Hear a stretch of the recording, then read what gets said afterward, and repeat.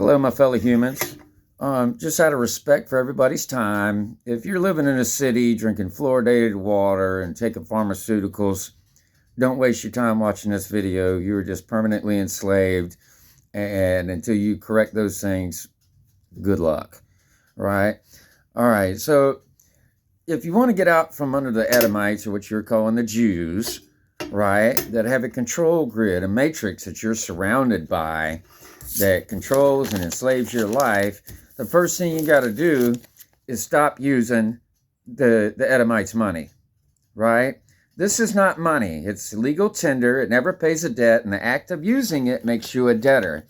Now, through Hollywood and the printing houses and whatever, they have normalized debt. Debt is not normal. If you look it up, debt is actually a sin. Right? If you're in debt, that's because you weren't a man tending to your business the way you should, right? Where you had to borrow to continue your life or whatever. And so what I'm going to try to explain to you now is that free trade and capitalism are two different things. Free men on the land participate in trade, where both the thing being purchased and the money have value. This is real money. This is just commercial paper. It has no value. It's backed by nothing. And like I said, the act of using it makes you a slave. When I'm using this, I'm participating in free trade. When I'm using this, I'm participating in capitalism. Now, here's the deal about capitalism that people just don't seem to notice, even though it's hidden in plain sight right in front of their face, right? To participate in capitalism, you must be a corporation. And so look at your driver's license where your name's spelled in all capital letters. That, my friends, is capitalism. You have been capitalized upon, and that capitalizing upon you is what is backing the bill, your labor, right? Where if I give a man, I don't know, a silver coin for an apple, I participated in trade. If I trade the man an orange for an apple, I participated in trade because both of the items have value. But if I give $1 for an apple, I participated in capitalism. And technically, even though I can eat the apple, I don't technically own the apple because I never paid the debt on the apple. You see? And that is capitalism, right? People do not seem to get this. But see, when you participate in capitalism and you're a debtor, it's one of the oldest laws there is a debtor is a slave to the creditor. Right?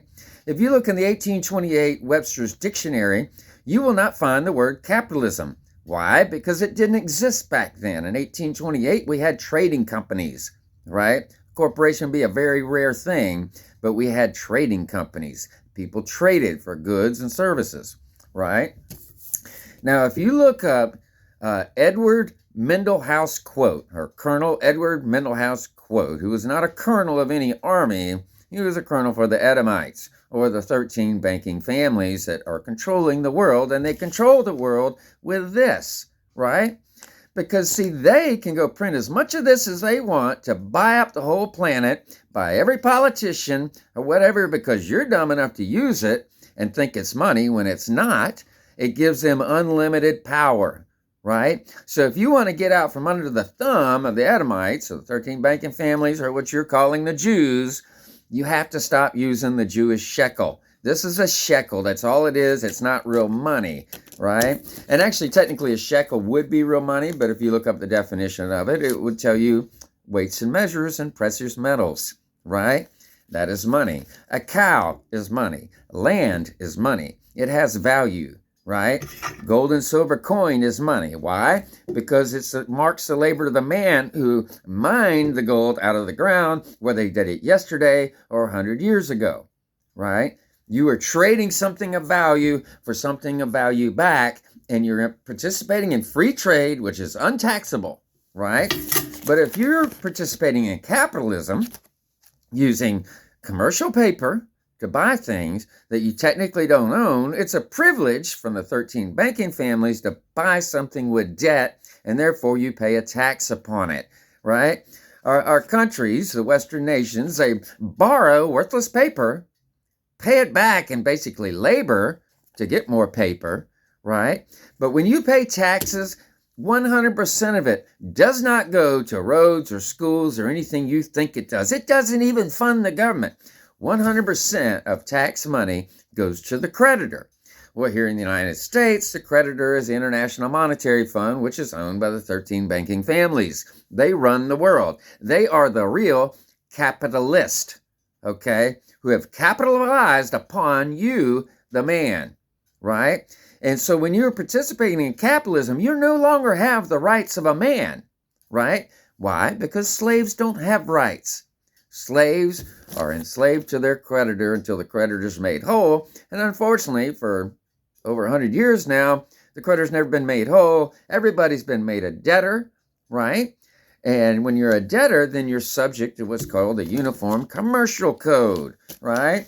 And a bunch of laws that make good, honest men into criminals, right? And helps the 13 banking families maintain control over everyone on planet Earth. Capitalism is not what you think it is, my friend. You are capitalized upon shortly after your birth. You were defrauded. A nurse walked in the room and told your mom, hey, we need you to fill out these papers so we can give your baby a name. Nope. They bonded you and made you a debtor at birth. You were bonded for the amount that they thought you might make in a lifetime, provided that you don't go to college, don't get a driver's license, don't do anything. But every time you make accomplishments like get a high school degree, a college diploma, a driver's license, you are bonded again. It's done with a CUSIP number. If you look at the back of your Social Security card, there'll be a red number. It's in red because that means blood. It means living. All right. That is your stock number, right? You are an item in commerce now if you have that Social Security card, right? And so your life number, the CUSIP, basically goes to them, and you get the number on the other side that marks you as a debtor. You see what I'm saying? A debtor is a slave to the creditor, period. There's no way around it. Doesn't care if you disagree with it or if you're so full of fluoride that you don't understand it.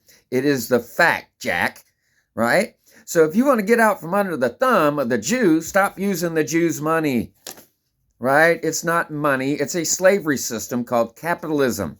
Right? Now, you've been taught your whole life. Now, this is just ain't going to process because you've been taught your whole life capitalism's a good thing, right? And socialism's bad, communism's bad, pretty much anything with an ism after it is bad. And that is true, including capitalism. It's not what you think it is. Capitalism is a slavery system where you are capitalized upon by your slave masters, all right? So when you say you're an anarcho-capitalist, that, my friends, is an oxymoron. It is. It would be a truer statement if you want to be a free man to say, I'm an anarcho-trader. See? Because, see, when you're using this and you have a Social Security card, you are a public citizen, right? Subject to public law and public safety officers. What you want to be is a private man entering in free trade. You understand? Okay. Take care, my friends. Get out from under the Jew. You want a true act of defiance? That is a true act of defiance, my motherfucking friends.